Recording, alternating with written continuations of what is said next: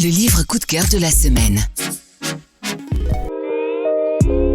Mark Miller est un auteur pétri de talent dont on ne sait rien. L'écrivain a connu un succès international dès son premier roman, Minuit, New York, tout en préservant farouchement son anonymat. Son identité même entretient le mystère. Ce qui est sûr, c'est que Mark Miller vit aux États-Unis et insuffle à ses écrits, rédigés en français, un rythme et une force captivantes.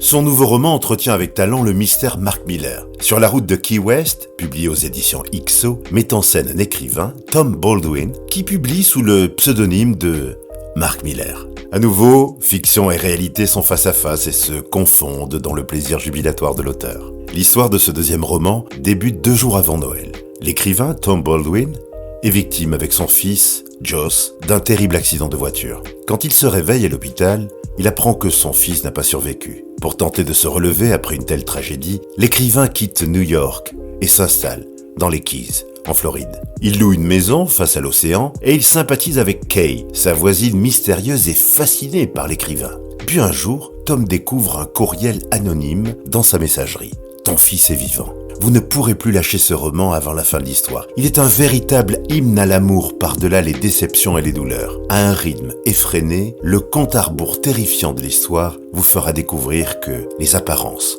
sont constamment trompeuses. » Le livre indispensable de votre été, c'est Sur la route de Key West, de Mark Miller, publié aux éditions XO. C'était le livre coup de cœur de la semaine.